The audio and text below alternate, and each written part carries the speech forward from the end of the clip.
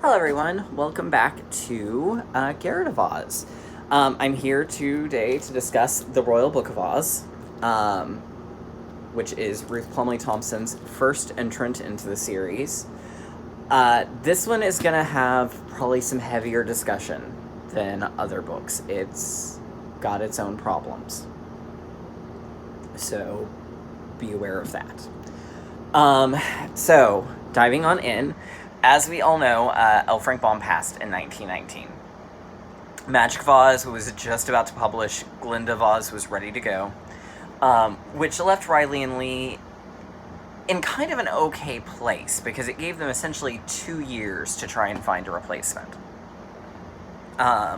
They first approached John Arneal, the illustrator. He was interested, but it didn't come to fruition.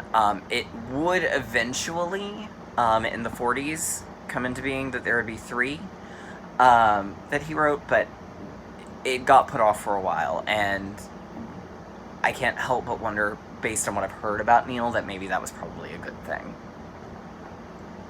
So instead they settled on Ruth Plumly Thompson, who was a Philadelphia-based newspaper writer. She had a weekly, or I don't know if she specifically had one or if she just contributed to a weekly children's page in the Philadelphia Public Ledger that eventually was collected into its own volume known as the Perhapsy Chaps.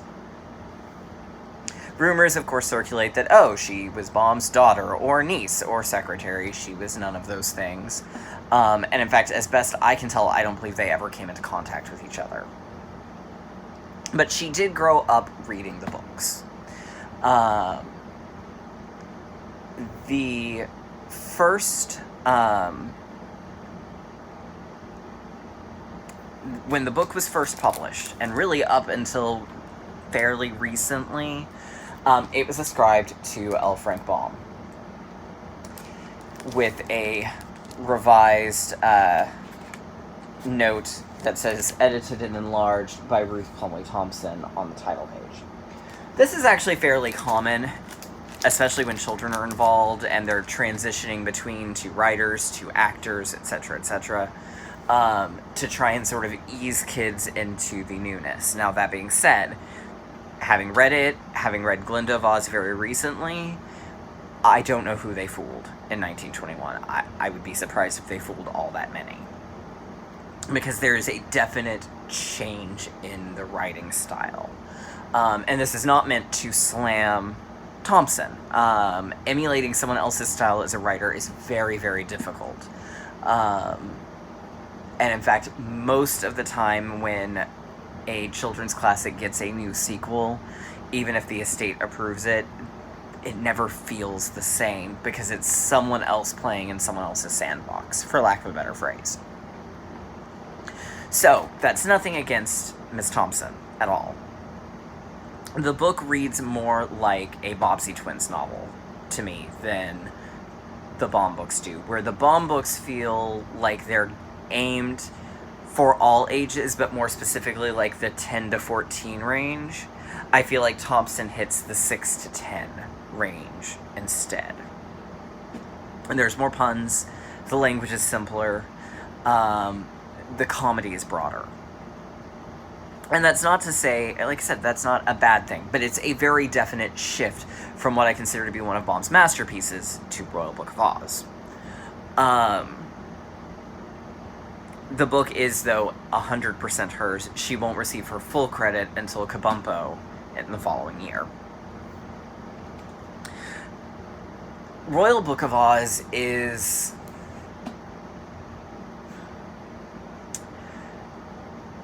it's problematic. That's probably the easiest way to put it. On a whole, the story itself is actually a really good story. It concerns that horrible creature, the Wogglebug, deciding that he's going to write the genealogy of everyone in Oz. And he's basically making it up as he goes. And he essentially tells the Scarecrow that, well, you're a Scarecrow, you don't really matter, so you're not going in my book. Even though, yes, you were king for a little while, you're just not. So the Scarecrow, feeling dejected, decides to see what he can find from his family tree, as it were. and goes back to Munchkin Country, to the farm that he was created on, and finds the pole that he was hanging on. And when he touches it, he's magically pulled under the world to the Silver Islands. And there, the Silver Islanders proclaim that he is the reincarnation of their emperor, and that he's come to reclaim the throne, and they're all super happy. Except, of course, for the main royal advisor and the 3 princes, who now are going to have to wait for this scarecrow, who cannot be destroyed, really, to pass on, and they can't get the throne. So, of course, then there's the conspiracy there.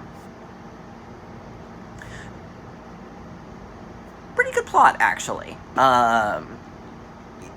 At the same time, you have Dorothy and Cowardly Lion, who realize he's upset and decide to go try to find him and adopt him and make him part of their family, which is a terrific concept. It's something we see a lot of today, not just in children's literature, but in the world around us. There's the expression that family is not necessarily who you're born into, but it's who you choose.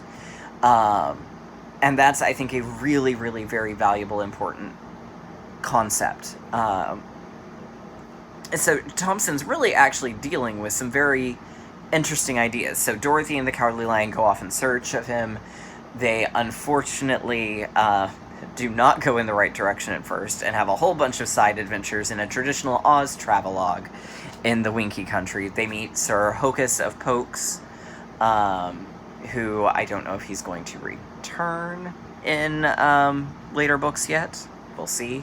He was actually a fairly good character. He's sort of a traditional British knight that has somehow found his way to Oz, and is consistently on the search for a dragon. We also meet the Doubting Dromedary and the Comfortable Camel, who, again, I don't know if they're going to stick around, but they were at least interesting. So we've got some of your standard Aussiness.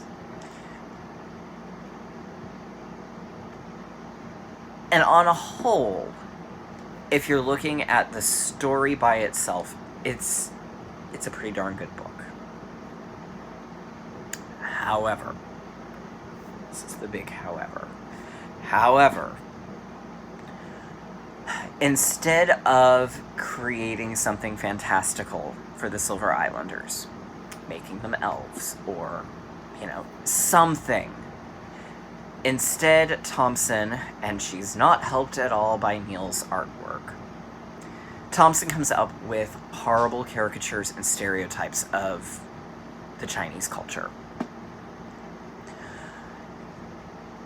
The jokes that ensue are cringeworthy. For instance, the Scarecrow's emperor name is Emperor Chang Wang Wo. His primary manservant, butler, valet, what have you, his real name is Happy Toko. The Scarecrow misunderstands and spends the entire book calling him Tapioko. And later, when Sir Hocus Pocus comes, he hears Scarecrow refer to him as Tapioko and starts referring to him as Sir Pudding.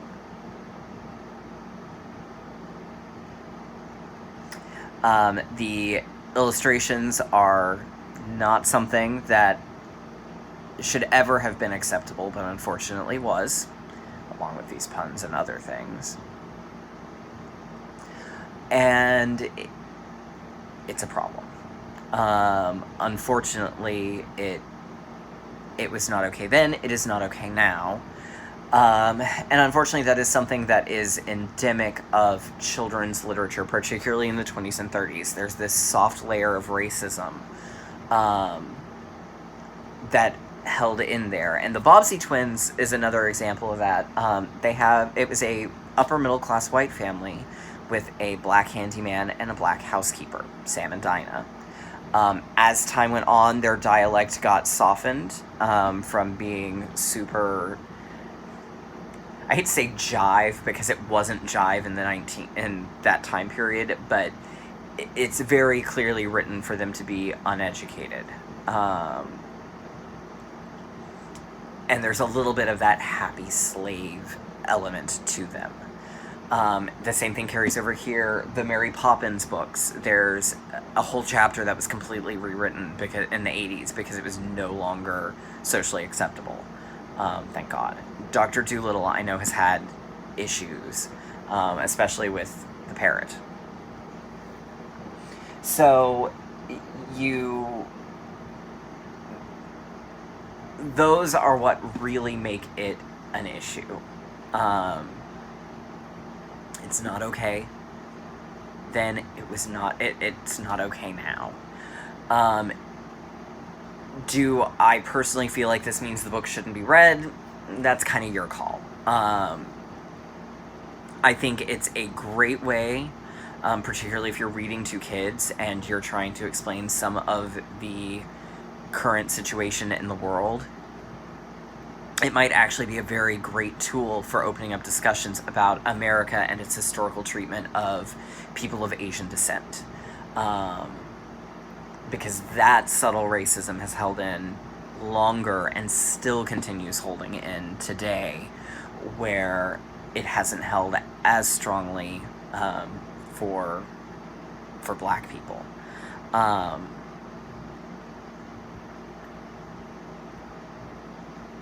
I wish that someone had addressed this in the 80s and done a rewrite when a lot of these others were happening. I know the Bobbsey twins just completely removed Sam and Dinah by the end of the series. I wish that had happened. It obviously hasn't. But it is what it is. Like I said on my review on Goodreads, if any of you follow me on Goodreads, I gave it 3 stars because overall, if you look at the story and the of that, and just the story on its own and take out the stereotyping, you've got a very good book. But the stereotyping and the racism brings it down a lot. I know there are people in the Oz community, I know there are people not in the Oz community that have said, I just can't do this book. I'm not okay with that. And that is 100% fine. I felt I needed to read it to know where those arguments were coming from, because I didn't want to just base my arguments off of other people. And if you want to read it for that reason, I certainly encourage it. But it is a problematic book. It is one that I think really tarnishes the series. It's one that I feel like probably could be left forgotten and be okay. But take from that and my experience with it what you will. I know I'm speaking from a place of privilege, so that's about really all I can say. So that's the Royal Book of Oz.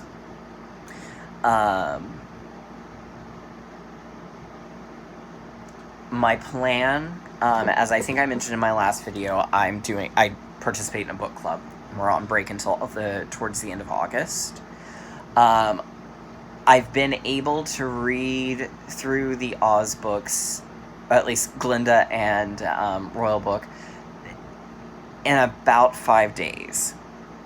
I can get about 5 chapters read in a day. So with that being kept in mind, I think I can probably get through The Lost King of Oz before I'm going to have to go back on hiatus with Frankenstein. So, I'm going to try. We'll see. So, hopefully I will see you all again soon with a discussion on Kabumpo in Oz, which was the first one fully credited to Thompson. Hooray! So, anyhow, that's it for me today. I hope you all have a terrific week, and I will see you next time.